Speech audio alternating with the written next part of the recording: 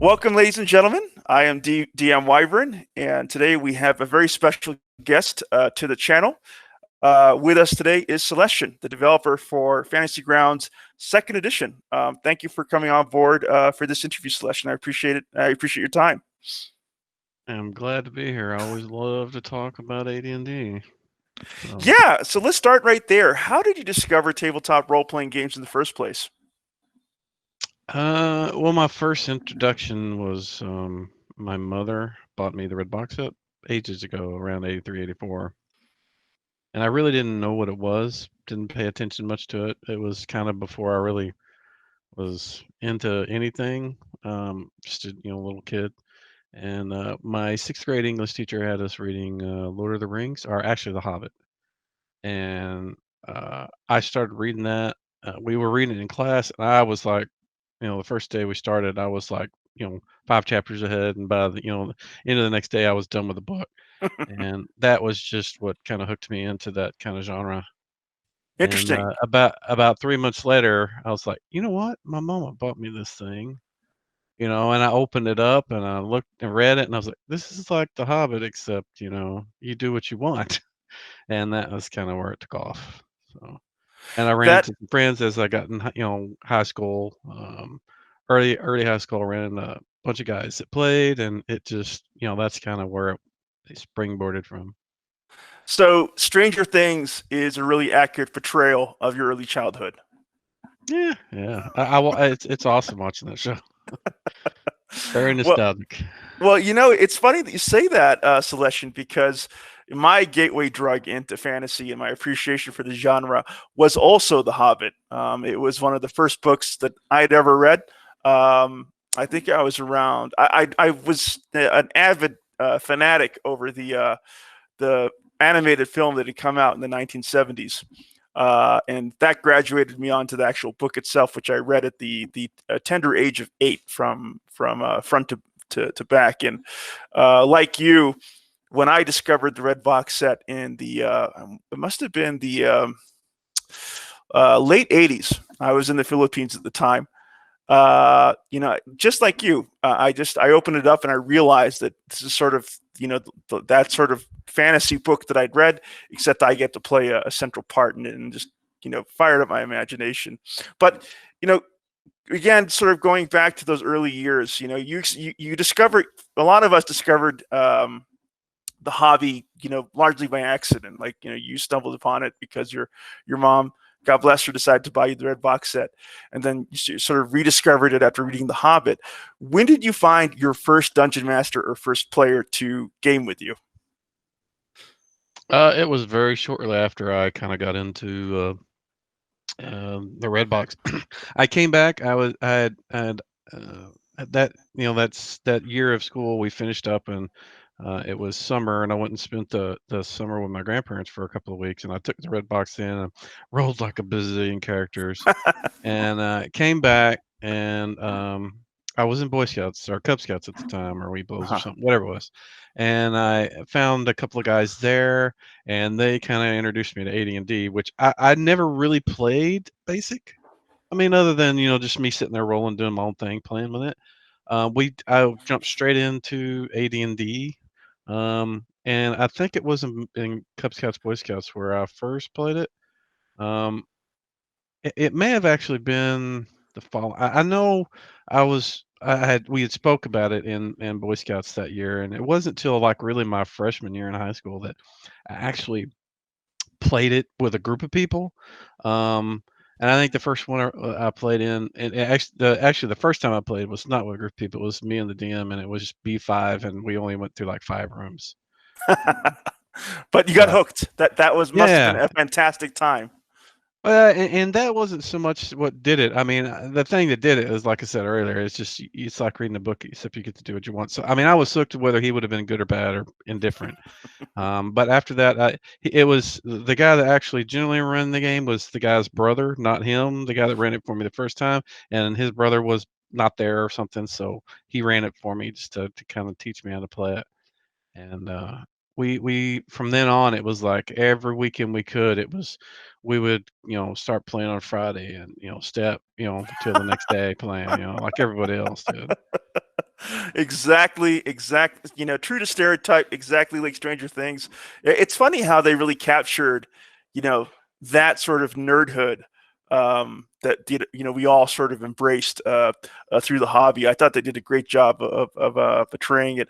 Going back to, that transition from basic to advanced Dungeons and Dragons, they are very different games. I'm old enough to have read through the red box myself, and the things that I remember about the red box was it was very simple, it was very straightforward. You could create a character within 5 minutes, or 10 minutes, 15 minutes tops.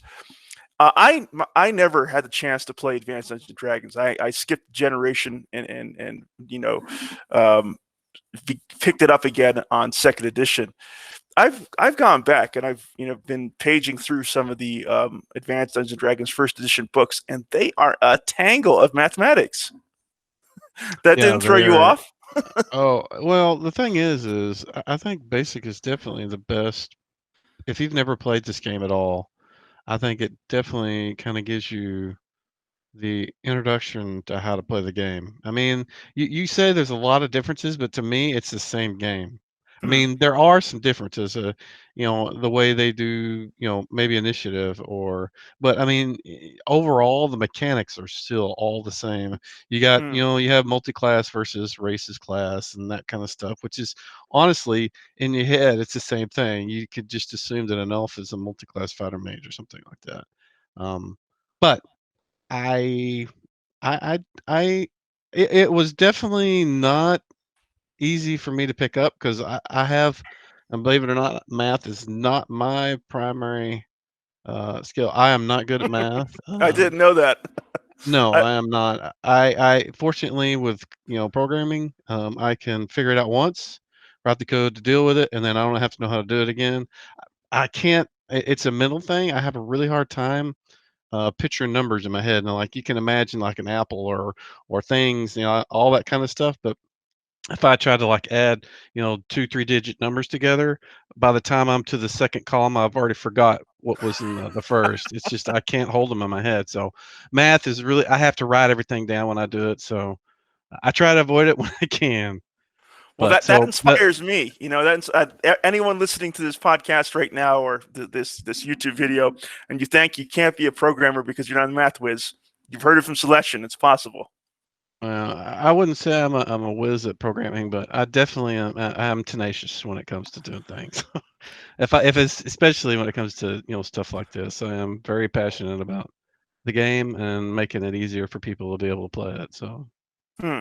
Hmm. So in your mind, transitioning from basic to advanced Dungeons and Dragons wasn't that big of a leap for you because you recognized a lot of the core mechanics, um, within advanced Dungeons and Dragons with roots in basic. Is that what you're basically saying here? yes, and keep in mind I wasn't running the games; I was playing, and probably up until I was probably 14 or 15, I didn't run a game because it was just there was 3 DMs back then. And well, maybe there was 4. There was at least 3, but the way they ran the game, and I wish we still had the map, but they had like this piece of graph paper split into 3 things, and the top left was one guy's, the top right was the other guy, and the bottom was another guy, and they kind of Huh. all it was the mountains and all this stuff just kind of was together, and we all kind of moved into each one of them when it was their time to run, and I was never really comfortable doing that. I was, I love playing the game, and but trying to be a person that was leading something like that really just anxiety went through the roof, but got over that, at least from my friends. Well, that's so interesting. So your group sounds like a large group with a number of DMs. They had their own original world, and they sort of broke it off into pieces, and would sort of uh, play the campaign that way. Yeah, I wished, and I've contacted 2 of the guys I don't play with anymore. I mean, we've played with a couple times, and I still keep in contact with 2 of them at least. The other one's kind of moved off, but anyways, I contacted all of them at one point trying to find the map, and he's like, "Oh, I don't have it. Maybe such and such has." And I went through all 3 of them, and they don't know what happened.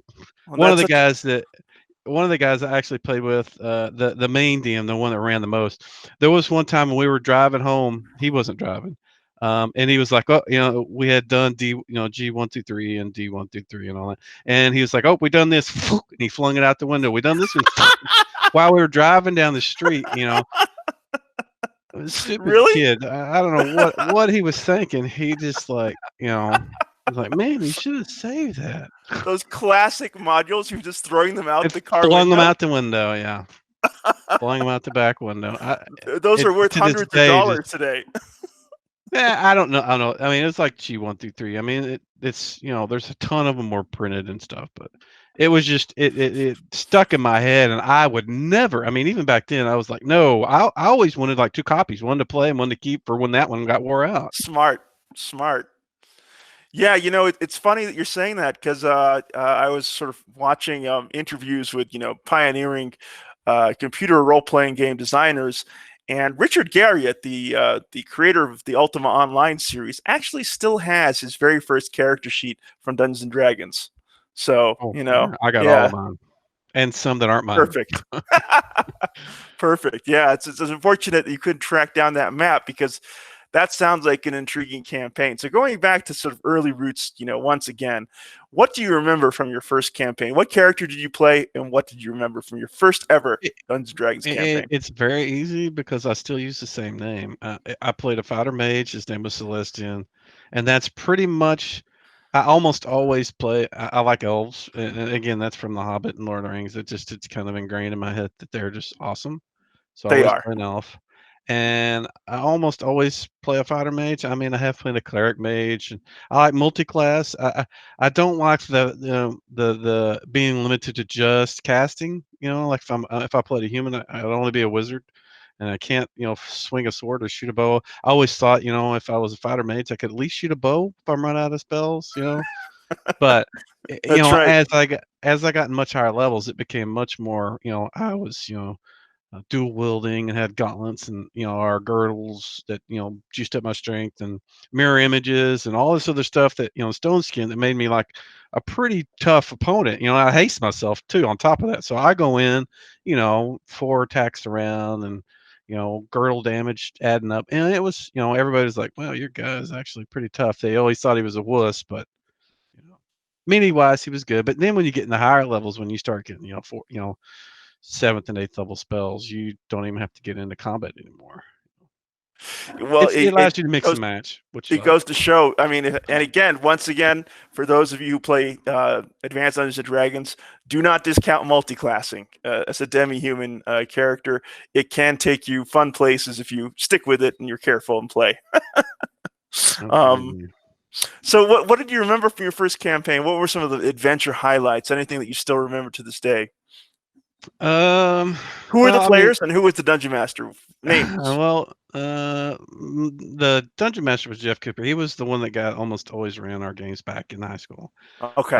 And the things that stand out is not so much the normal stand up late at night. There was a couple of situations that were really well, I'll tell you the first thing I remember. I think was the very first time I played with Jeff. We were exploring some woods or something, and I can't remember the plot or what we were doing. I just remember what there was this hollow tree, and it had like almost a door-sized hole in it. And so I walked in, and when I did, it was trapped, and it just shot me into the air like a catapult through like a gun or something. And I remember that just distinctly because I was like, I mean, it's a dumb trap, but I was like, it was cool because I would have never thought of that. And the other time was, and this is mostly we Jeff was really an asshole DM. I mean, I love him, but he was really mean. Back then, all the DMs were terrible. They were all mean.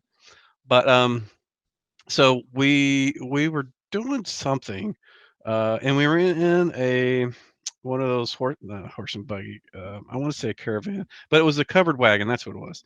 And most of the party was inside it. You couldn't see them.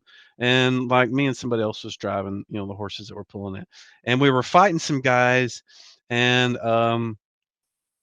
at the peak of it, where one of the guys was almost dead, and he was inside the wagon, he had one of the bad guys run up. He had a lance. He had a guy run up with a lance and just lance through the covered wagon. He couldn't see anything, and he stabbed the guy that was almost dead and killed him. And And basically, it took us out, and at that point, the DM stole all of our stuff, all of our equipment, and that really it didn't bother me so much because I don't know, back then I didn't really care, but one of the guys I still play with, he just still vividly remembers that every time we talk about it, he's like, oh, that Jeff and his lancing me through the Antics. thing. And this same guy, we were fighting. It was Orcus, yeah. This was a high level game, and this Mhm. to get to this point, it took a long time. We did all this stuff to get these items that made it to where we could actually get a save versus his mace instead of just killing you outright. Mhm. So we're at the point where we're fighting him, and this same guy that got stabbed through the covered wagon, standing in the very back, and we had these magic items. I don't know if the DM made them or if they were in something we picked up, but basically it was a hand crossbow that shot Mel's acid arrows, Huh. and it had a certain amount Wow. of charges. So he was way off in the back, and he shot Orcus with it from his max range or whatever it was, and it hit him. The next round, Orcus flew over, landed right next to him, and smacked him with his mace, and he failed and he died. And and he was just like, really? He pops all the way. Really? I mean, we've got like three guys, are pounding on him with swords and axes and all this stuff, and he just kind of flies up and goes over and hits that one guy because he got shot with an acid arrow. It sounds to me like your DM had an axe to grind against one of your players in the group. And the thing is, maybe he did, and I just didn't know. But I mean, it wouldn't have been against him. It would have been against one of the other. We had a terrible rogue. He played a dark elf, drow, thief acrobat rogue that was constantly stealing from us. And me and the guy that got his name was Nanak. The character he played was Nanak. It was actually I made a barbarian whenever I was first getting into AD&D and all that. I never played him, but I made him, rolled him up, had him all ready to play. And Brian showed up to play at that game, and he didn't have a character. I said, "Here, use this one," and he ended up playing that guy forever. And so his name was Nanak. He was a barbarian. Mhm. So me and Nanak, we were always kind of buddy. And it got to the point where we got sick of that, drow thief acrobat stealing all our stuff or just causing mayhem all the time. And it finally, Brian snapped, I snapped, and we knocked him. Me and him just beat him down to where he was unconscious, and then Brian took him up, tied him up completely, in like a carpet sort of tied up thing. He's completely rolled up in rope. He flies him up like super high in the air, and then just kicks him off his griffin, and he starts falling. While he's falling, I shoot him with a lightning bolt. He smashes into the ground, and then I go over there and disintegrate his body. And that's how mad we got at him because he was just such a just. He was he played the character like like an NPC would, I guess. Just constantly just ripping you off and stealing it. It was just it was so frustrating. It's funny to hear that because like that table sounds absolutely wild, but that's how games were played back then. Yeah. They were really chaotic. They were like barroom brawls. Well, I mean, if it wasn't for him, we almost always worked together. Our cleric was always like the super, and to this day he still plays clerics. He's always our healer when we play together. But yeah, it was we definitely had the people that were the problem people. But I mean, and it was mostly this one guy. That's the way he liked to play. He doesn't play with us anymore. I think he plays Star Wars games or something. But I would imagine after you flew his character up on a griffin, dropped him from the griffin, and then lightning bolted and disintegrated him, you probably took a hint. no, I mean he was a friend. I No, mean no, no, no. I know. he Good times. probably made something else up and played. I don't remember. It's been so long ago. I mean, shit, Hmm. it's like 20, 30 years ago. But yeah, he No, but those are great stories, and what I like and why I asked you those stories is because if you've been playing the hobby long enough, you have those stories, and I think that they're great. I mean, basically, it brings you back to your youth. It's fun. It's sort of what cements the thing that's special about this particular game of Dungeons and Dragons. It creates memories and memories that last a lifetime. So I was interested in what you would share from your perspective as a player. Sort of advancing forward in time, you mentioned that this was 20 years ago. When did you first discover Fantasy Grounds? Well, I mean, I'll start with the first VDT I think I hit was Kluge. Kluge Okay. Works, I think it was called. Okay. I bought it and messed with it a little bit. Never heard of Um, Klooch. yeah, it was a Java-based VTT. It kind of after a couple of years, the guy kind of just vanished, and he was still selling it, but he wasn't updating it. And in fact, the guy Moon um, Moon, JPG, Moon Wizard. yeah, Moon Wizard, he actually was using it as well Hmm. at the time. And but what eventually just kind of stopped doing it, and so I moved on. I tried to find something else. I can't remember. There was some other ones that were in the mix that I looked at, but I ended up sticking with map tools for a long time. Okay. Um, and in map tools, I did the same thing I did in Fantasy Grounds. I sat down and I was like, all right, I want an AD&D framework so that I can play the game and it's automated as much as I can. And I did that. I spent several years playing it.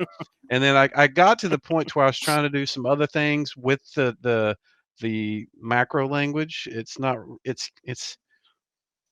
really uh, it's hard to explain, but basically it's kind of a hacky version of a Java macro language, sort of. But they had a lot of limits in the way that you could do things. You can't do like nested for loops more than like one or two deep. Same with while, and it caused all kinds of problems when you're trying to do these, complex, things with the framework.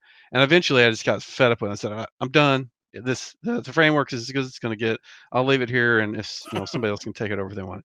And so Hmm. I went out looking around for other VTTs, and I for a month and a half I bought the I did the super subscription or whatever it was for Roll20, and I messed with their stuff, played with it a lot, started making a character sheet, and started tinkering around with their API stuff. And I got to the point where I just got so fed up because they're not really keen on you storing data. So like for me, I like to have like I make all my NPCs and then I use them in my next campaign or Hmm. wherever I want to do. I want to be able to use the stuff that I built, so I don't have to remake it or copy it and they're not really keen on you doing that. And so it really just kind of I just threw it away and I was like, I'm gonna go find something else. Hmm. Hmm. So I went looking and I found this little thing on Kickstarter called Tabletop Connect. And if you've never seen it, is definitely watch the videos for Tabletop Connect. But it was awesome, and I was reading through all the stuff, watching all the videos. I got to the very last one. It's like, oh, we've been purchased by Smiteworks. I'm gonna go work for them now. I'm like, who the hell is Smiteworks? Why did they do this?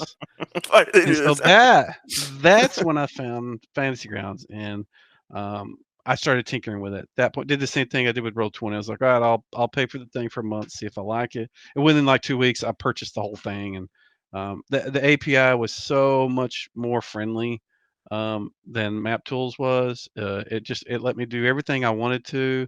And I mean, nowadays there's some advanced things that I really would love to have that frustrate me, but overall, it is just a much better platform than Map Tools at the time.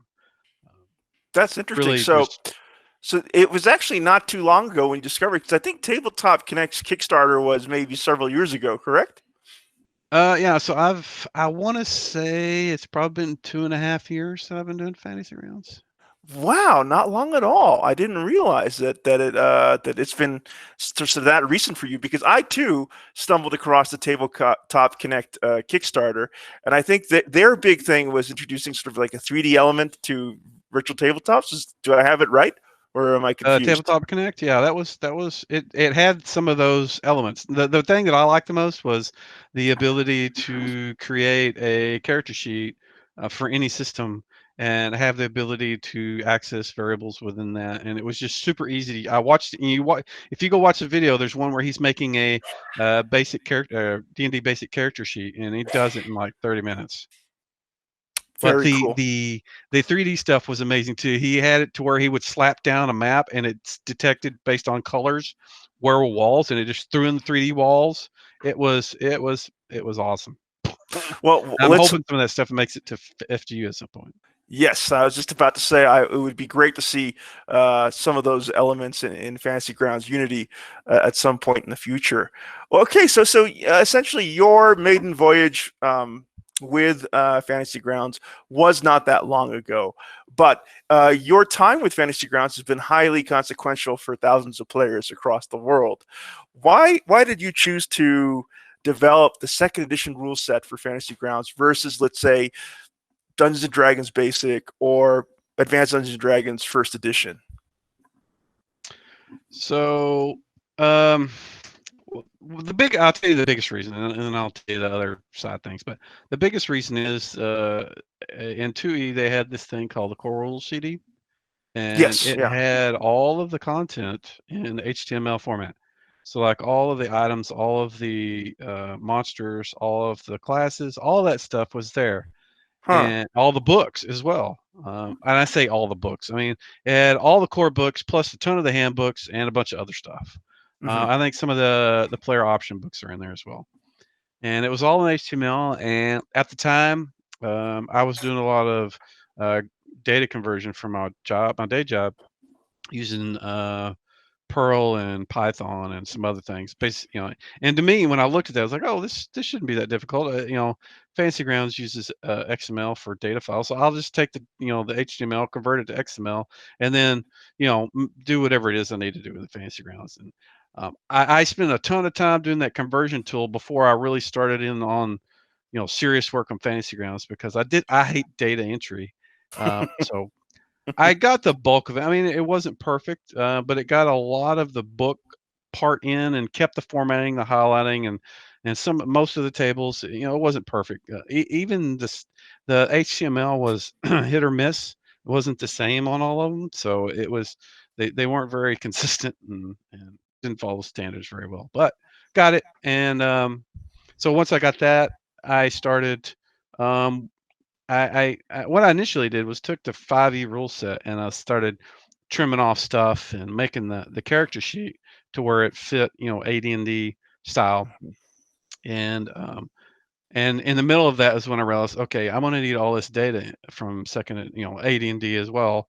And so I started pulling all that in, and I went back, and from then on, I just created a project, and I would just go in and say, all right, I'm going to trim all this out, get it to where it looks like an AD&D character sheet. Once I got that, that's when I started expanding into adding effects to spells and NPCs and various other things. But going back to your main question, the main reason I picked 2E is I think the rules of I consider basic AD&D and 1E and 2 all kind of the same game, but I think AD&D 2E does the best job of organizing all the rules in a coherent form and easy to understand.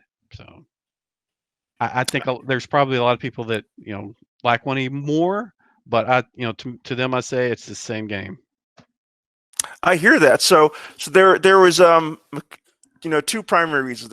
One reason was the fact that there was sort of a blueprint for you to make use of from the core rule CD-ROMs, and the second reason was for the mechanics of second edition, which appealed to you.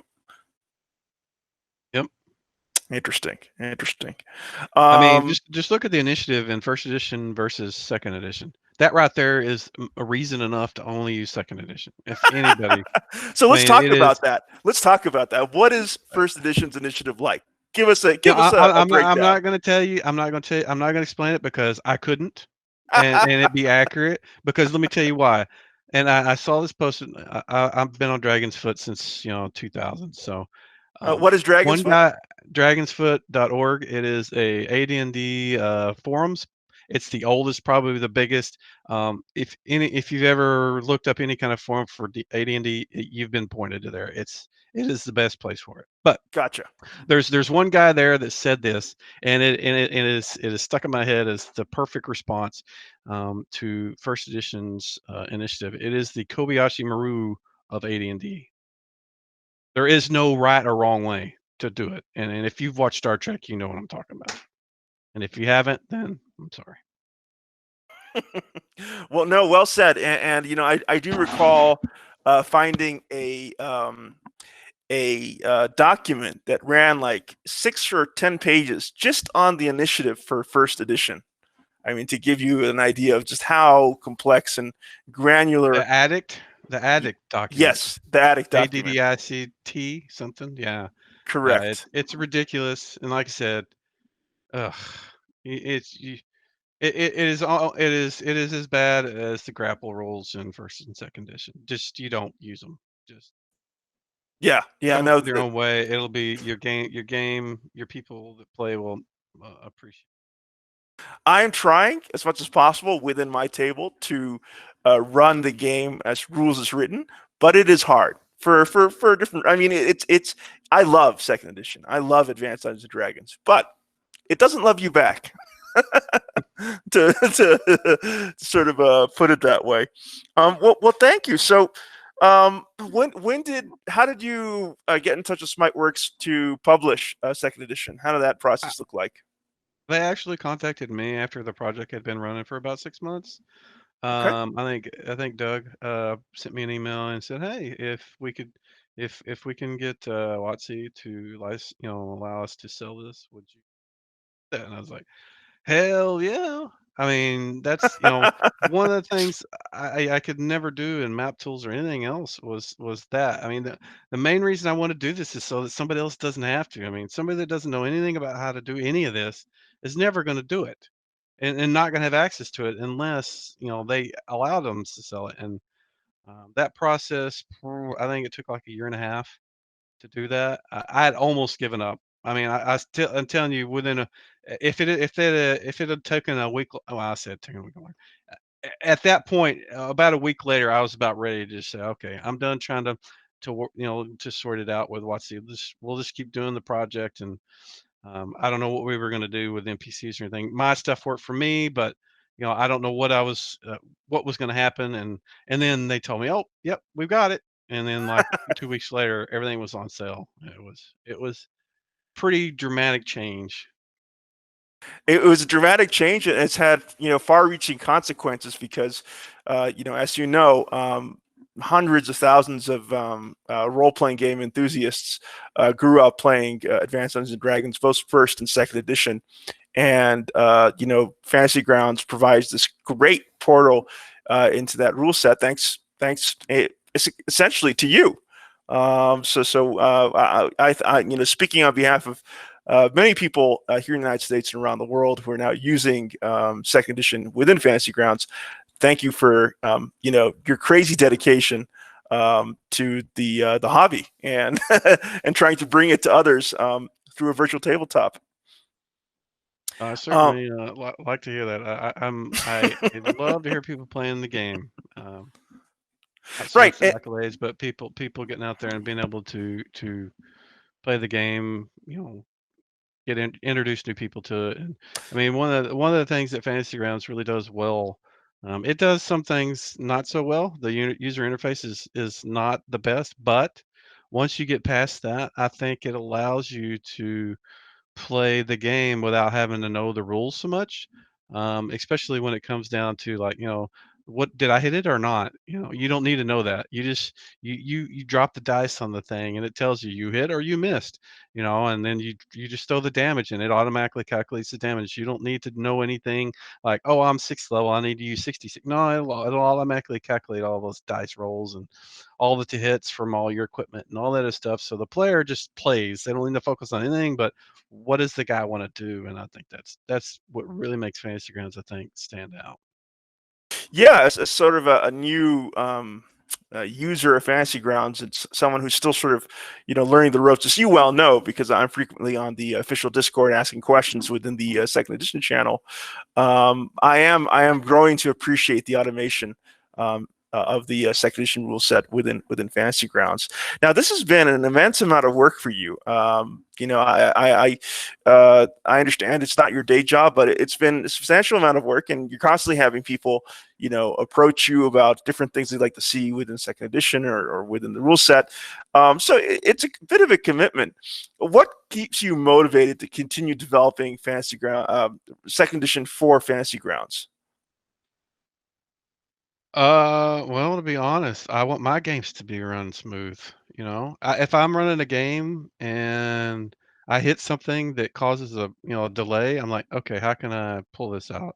Like there was one time when I was doing somebody that had mirror images, and I was like, that next week, by the end of the next week, I had already written something so that it can automatically tell you, oh, it hit a mirror image or it didn't, and it doesn't deny you the ability to hit them. It just says you hit a mirror image. Whether they do the damage after that is up to them and their DM. It's like most things in fantasy grounds. You can, um, you can the automation is there, and but you don't have to.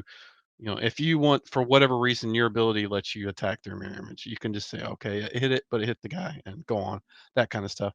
But it's mostly I want to make it as easy to play as it can be.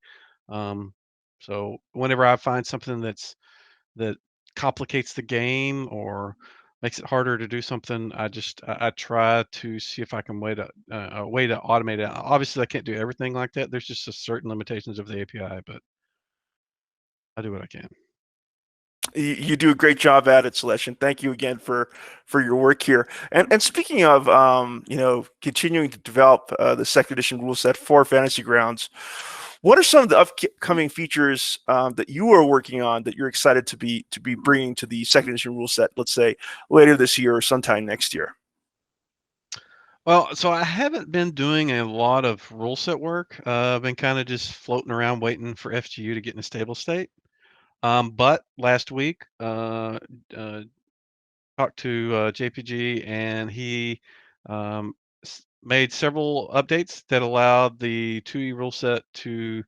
I think people will be a lot happier with the way it functions now. And in fact, next week I'm pushing out an update that will basically allow you to, well, I'm actually probably going to start using it in my next game, FGU. It's going to make it to where, in my mind, it's usable. Up until this point, there's been a lot of issues that from the 2E side. Like, there was some display issues with sub windows and other things. All that's been resolved, and he's added in some API stuff. And the patch that just came out today for some widgets on the initiative indicators on tokens.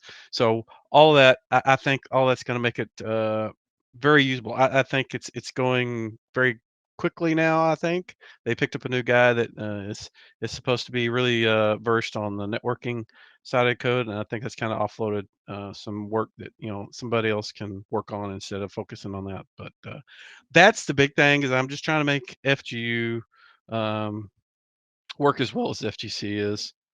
And I think it's pretty close to that stage. I won't know until I actually do a live game with it. But my tinkering around with it, it's done really, really well. The biggest thing that I wasn't going to use it until I could get my drop down menus in it, and now I can do that too. So I am ready to go. Well, that is very exciting to hear. Um, Fantasy Grounds Unity has a lot of exciting features going forward. It's only going to get better and better with time. So many of us who are using Fantasy Ground, the second edition rule set within Classic, it's good to know that at some point later this year, or at some point early next year, you'll be putting a lot of effort into standing up the second edition rule set within Unity. When do you plan on beta testing the rule set with your table in Unity? Well, we just finished up. We've been running a game for like 2 years, doing Temple of Elemental Evil, and we just finished it up. And I Oh told the yeah, group you might want to I tell will. people where they can find that, because it's incredible.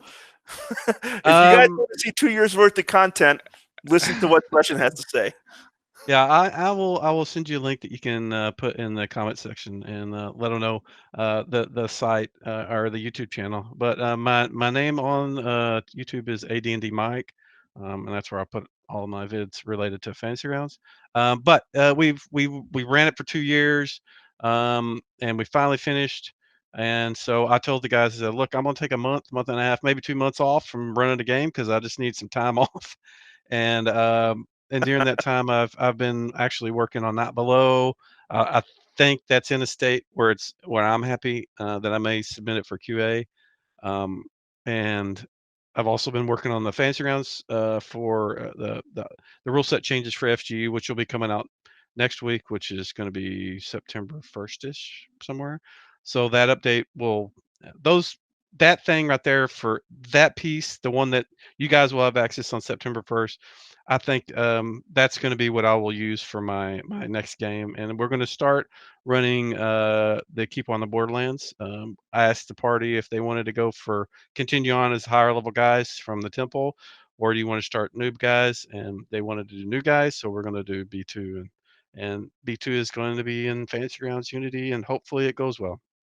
So let me get this straight. You spend months working on Night Below, one of the classic box sets from Advanced Dungeons and Dragons, and your group goes to the Keep on the Borderlands? Well, let me tell you why. It was I didn't give them the option for Night Below for one. Okay. And the reason I didn't is because I just ran Templeville Medieval for 2 years. That those Okay. massive campaigns. That's a lot of it's a long term commitment. And right now, I want to be able to play some shorter term games to take some breaks in between them. We've been doing it for 2 years. It's you know it's a long commitment. Even what some of the guys are saying, hey, maybe we should just switch it to every other week. And I'm like, no, I want to get it done. I want to keep going. At least one of them did, anyways. But the idea is so that we're going to do a lot more of the one, and I say one shots. They're not going to be one shots, but typically they would be, like you go Smaller sit at somebody's adventures. house, and it would take you, a night. But for my games, it'll probably be, a month. For a B2 will probably take a little longer than that. But I want to run like the Sword of the Dale stuff. I've never run those, and not me. I haven't converted those. Somebody else has converted those. Also want to run the Haunted Halls of Evening Star. It's something I read back in the day. It was one of the few Forgotten Realms adventures that I liked back in the day. So I want to run that one, and that one's kind of a low level. Um, so I want to do some things that I didn't convert and play them. Mainly because I never played those back in the day. I did mostly, uh, and you can tell this by almost all the stuff I converted. It was all first edition adventures, and I put them in second edition.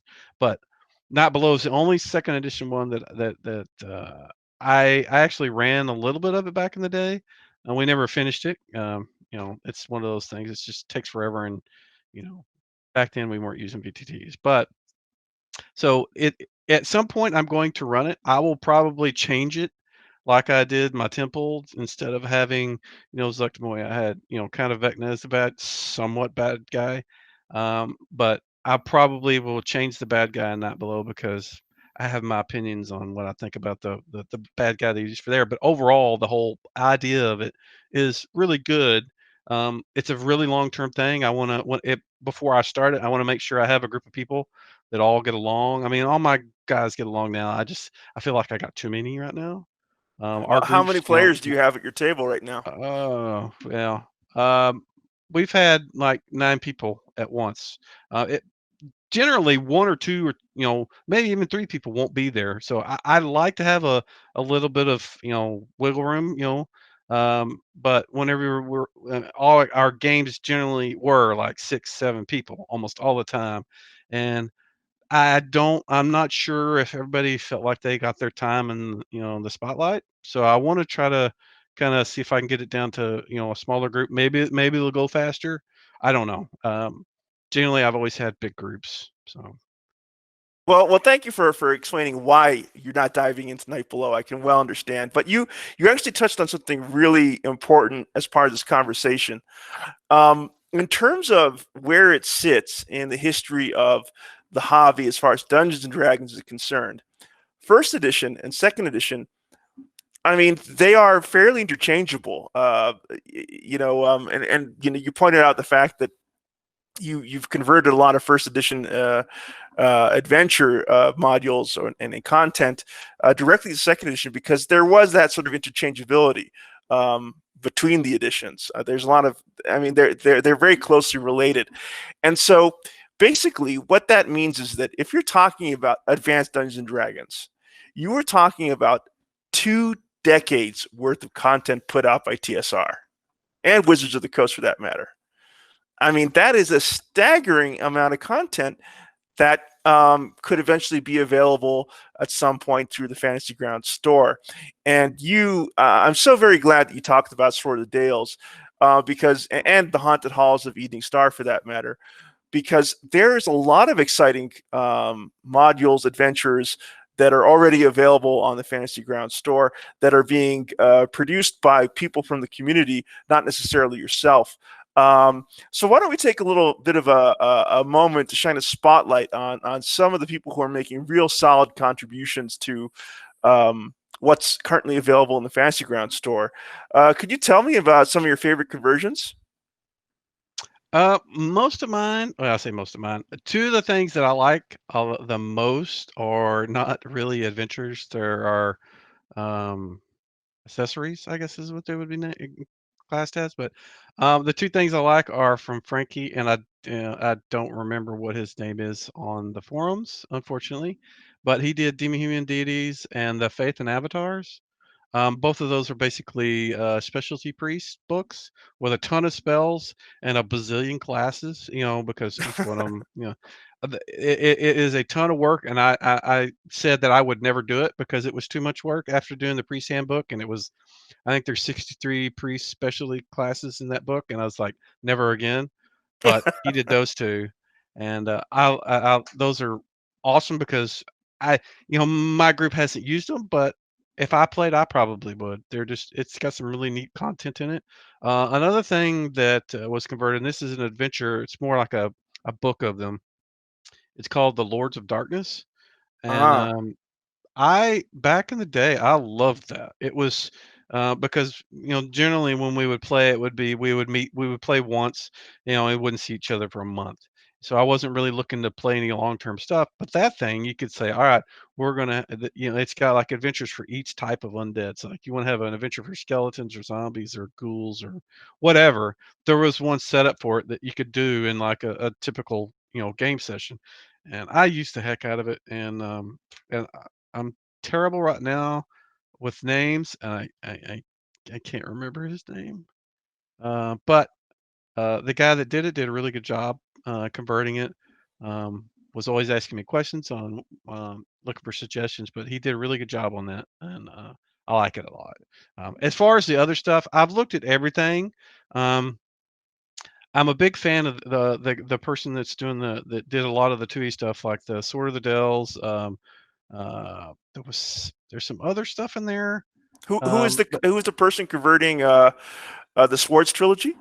I wish I knew. I am terrible with names, and I No should have wrote worries, them no down. worries, no worries. But it is definitely worth a look at. The person that did the haunted halls of Evening Star did another one. Is F no, FRQ1, I think. Um, you know Yeah, what? I I can think you're look. right. I think that's the code name for haunted halls. Or are you talking about the ruins of Flan? Can't remember. Give me a second and I'll look. Where is it? Doom of Daggerdale. Is that it? Ah, yeah, Doom of Daggerdale. But let's tell you who his name. I'll tell you what his name is now. Scott Geeting. He Cool. did that one. The guy that did both FRC1 and FRC, is that it? FRC1 and 2, Polar Radiance and Curse of Azure Bonds. Um, his name is Terry Buckingham. Those are really neat. I like both of those. I actually, before my project was licensed, I ran my own version of it. It wasn't the one he did his own conversion, but I had converted it for my own game, and we went through because we were all kind of going through those classic video games back in the day, and we went through that one. But the guy that did the Haunted Halls of Evening Star was Scott Geeting again. So he did the Doom of Daggerdale and so both of those. I really like both. He does a really good job on his reference manuals as well. So actually, that's something interesting you put out there. What in your mind makes a good conversion? You specifically cited appreciation for what Gideon is doing. Something if the adventure can be used straight up without the DM having to go in and do anything other than just play it, kind of like whenever you went and bought the module and you slapped it on your table and you could just go in and start reading it and run it right then. That's the kind of conversions I like. I mean, granted, there's some modules you just can't do that with. I mean, Not Below is probably one of those. You're going to need to read, like 20 pages before you to understand kind of the whole plot line of the thing. But for things, like the Sword of the Dells and all these other ones, they're generally they're set up to where you can just start right in and get to playing. You don't have to sit there and futz around. I mean, I don't know if you've ever played 5e, but the Lost Mines of Phandelver module is a lot like that. You can just jump right in. There's not a lot of, the DM doesn't have to spend a huge amount of time prepping.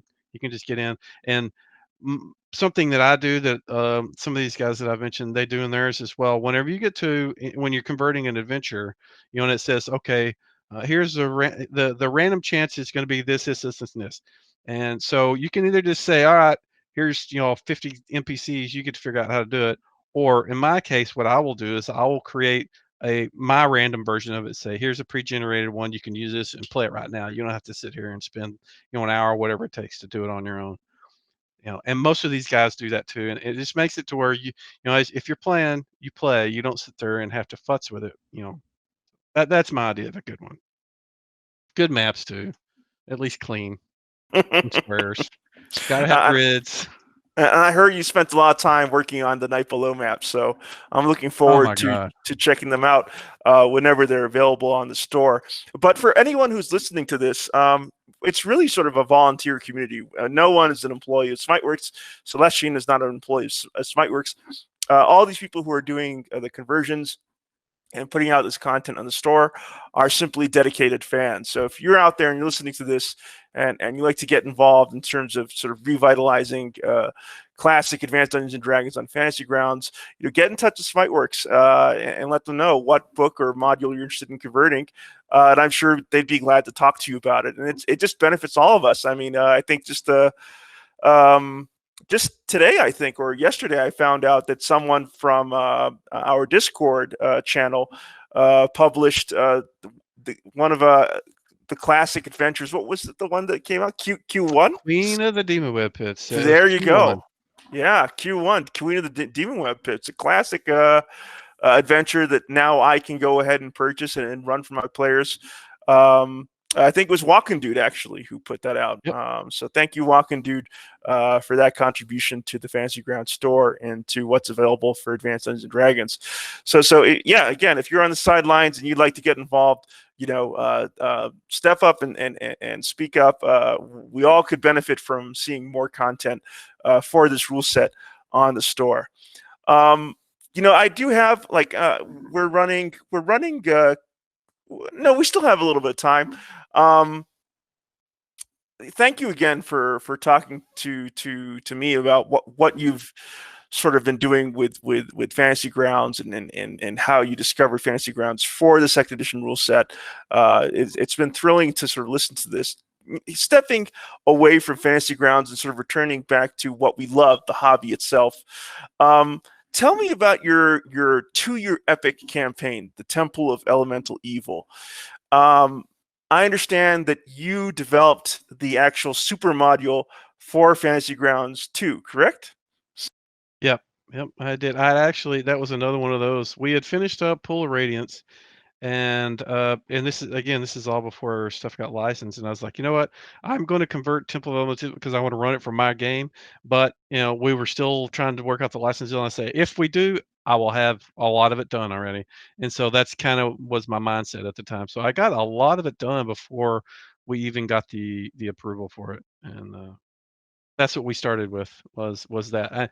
And probably about 5 years before all this, we've run it before. I'd run it before in Map Tools or something. I can't remember. It's been a while. But back then, I probably spent I don't know how many hours, but I did all the maps in Campaign Cartographer. So those maps are not in the actual the one that's for sale. The original maps that were in it were in the product are what's on the store. But I have, if you see any of my posts, I have a signature that has a link to those. And so if you want to grab them and use them, you're welcome to use them. But they're a little more modern. They're not. I mean, again, I'm not an artist, so they're not perfect by any stretch. But they should at least be to scale and exactly the same thing as the map. I'm a stickler for trying to stick to what they had there. Which going back to the Not Below thing, that thing has 45 maps, so that Wow. sucked. Wow. It Yeah, was that's a lot of work. Yeah. Fortunately, Dungeon Draft has definitely made that job a lot easier. There was no way I could have done that in Campaign Cartographer and been done this year. It would have just not happened. And I'm not kidding. I love Campaign Cartographer. It'll let you do anything you want, but nothing is simple. It trips me out. Like I've been going through old Dragon magazine PDFs, and basically nothing from that era of the hobby remains, except for campaign cartographer. Yep. It's like the I've been using dinosaur it of since then. TSR. And it wasn't even TSR, it was Pro Fantasy. They That's were the right. guys that did it back then. They That's just right. box set, they just shipped it with Core Rule CD, the first one, I think. I did not know that. I did not know that it was It included in had it had a package. it had two different map tools that were with it. One was Campaign Cartographer. It wasn't three or two or one. It was just Campaign Cartographer back then. And then they had one that the people that created the Core Rule CD, their version of it, which at the time was way easier to use. It just you can't use it anymore. It you know it hasn't been updated for anything, but it was easier to use. But I actually bought the actual campaign cartographer back then. I bought like the the dungeon uh, symbols and the several other sets that had symbols so that I could do all my stuff. I'm telling you, I've been using this since the 90s, late 90s obviously, or mid to late, and I still just it's a complicated tool. It's work. It's work. But Yes. Pro Fantasy, in case you're listening, thank you for still being around and for representing, for descending directly from the golden years of the hobby, in my opinion. Um, so, why did Temple of Elemental Evil take you 2 years to run? I'm curious about that. Oh, well, I mean, it's huge. It's huge. I mean, I think probably and to be honest, well, not to be not lying in anything, but we ran in one to lead up to Temple of Elemental Evil, mainly because I don't feel that Temple of Elemental Evil is first through whatever level. It is definitely second, third level to start. Because if you go in the mode house at first level, you ain't going to make it. Period. If the DM is running the game like he should be, and not just nerfing dice rolls on you, you are not going to make it unless you just have some kind of lucky dice rolls, and the DM is terrible because it's just those those creatures are the games back then, and I think the reason that is because back then it was assumed that you were going to have a party of 9 people, and each person was going to have two or three or maybe four henchmen each. I don't know how they expected to get through that place at first level and not been like that. So we ran in one. It got most of the party to second. There was I think one of them was third. He was probably a thief, and um, it takes a long time I mean, we would spend 3 hours plus, 2.5, 3 hours, maybe 4 hours, depending on the game, every Saturday that we played. I think there's like 58 games that we played, something like that, that are at least recorded. There's some of them that I didn't get recorded because I didn't know what I was doing at the start and lost a lot of them, um, but in general, I mean, they would, some games were a lot more, they advanced the plot a lot more, and some of them were really, we would like, have a fight that lasted 2 game sessions, depending on the complexity of them. Like, there was a time where they were fighting Valorant, and that one definitely took, I think, 2 game sessions because it was, he's a high level wizard, and he had multiple people with him, and then those guys all had powers, and so everybody was, they were all when it came to their turn, they were all trying to figure out exactly how to do it, and especially when there's a lot of mobs too. It just the games take a little longer. My group is really not. They don't do a lot of parlay. They just kind of kick the doors down and Knock you know skulls together. yeah. So I mean, that's kind of, we all like it. I don't mind. I mean, I like that. I like to fight things in D&D. That's what I like to do. I mean, there are times where they would role play and we would get, that's fine. But most of the time they all enjoy just, we call it, I think it's called beer and pretzels gaming. We get in, we play, we drink, we eat, and we kick doors down and kill bad guys, and take their stuff and move on. And Why do you think games like what I find interesting about what you're sharing here, I understand why Temple of Elemental Evil could take 2 years. Um, uh, Having sort of created a custom adventure for my own table, um, it's a small dungeon, only a handful of rooms, and that has produced 6 episodes that I'm going to upload to channel, each running 3 hours each, and they're not done. They're not even halfway done. So, yeah, so it- but my question to you is, why does content get stretched out so much more significantly in a VTT versus, let's say, in person? Or is that a wrong assumption on my part? to be honest, I can't say. I haven't played face to face in so long now. And it's not because of COVID or anything. It's just because I've typically prefer it now. It's easier to get people together. They're more consistent.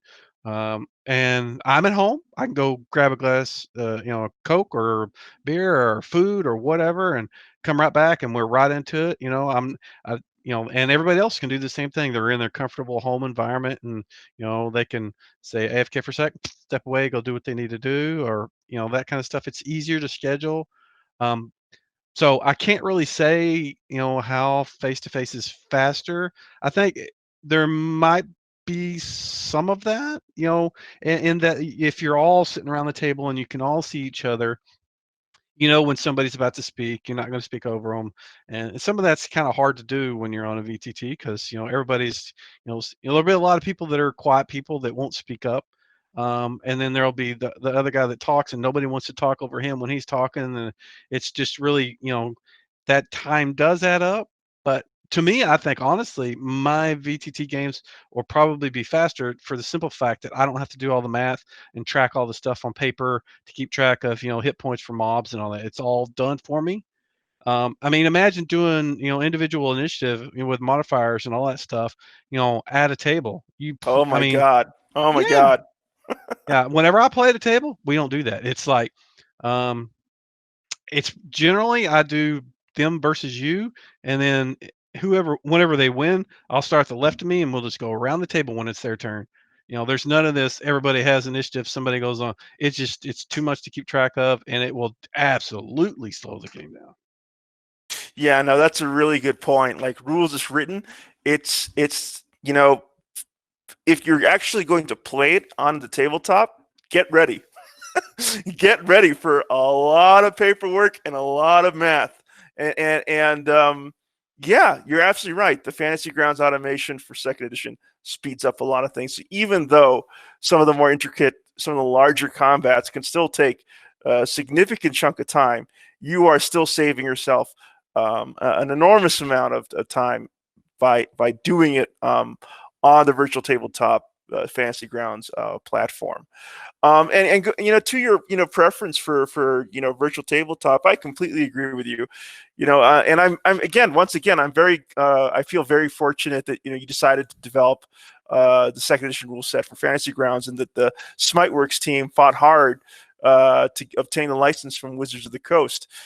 Because consequently, I mean, if I were to try and develop a second edition in-person table where I'm located right now here in the United States, in Santa Fe, it would be impossible. I mean, the fact of the matter is, by and large, the hobby has moved beyond Advanced Dungeons and Dragons, and most people who are now partaking in the hobby, they prefer to play the current edition. It'd be very hard for me to put together a table that way. But because you've opened it up to people across the United States and people around the world, I have the most wonderful table. I have a player from India. I had someone visit from New Zealand.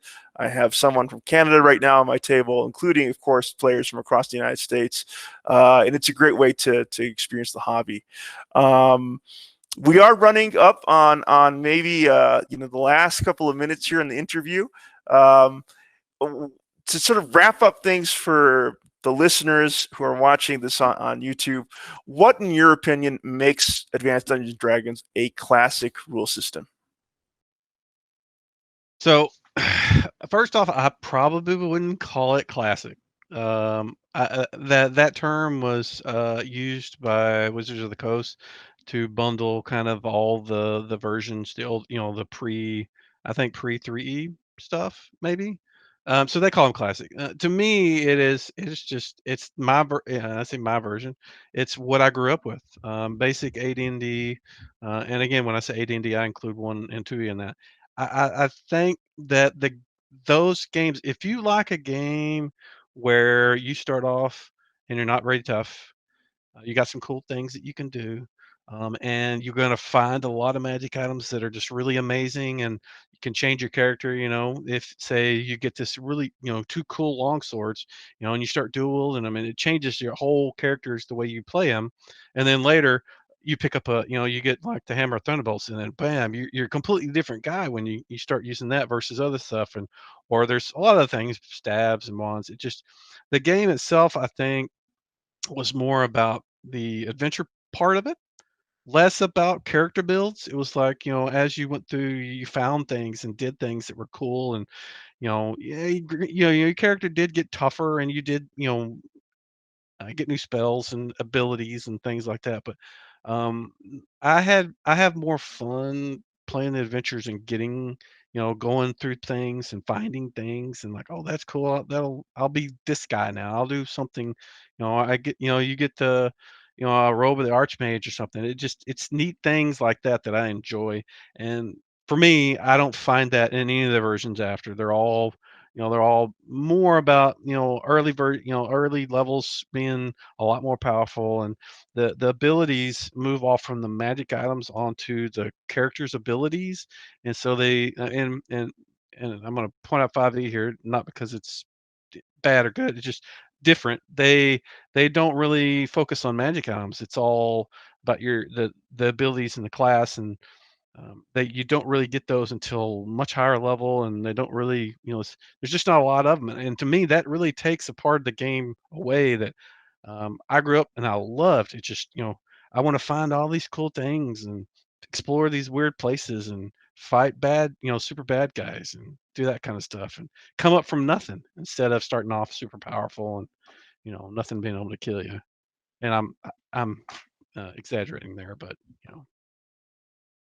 Well, that is a great way to cap off this conversation. And on that note, for anyone who wants to sort of experience that journey of coming up from nothing, I couldn't encourage you more to check out Celestian's or AD&D Mike's Temple of Elemental Evil playthrough on YouTube.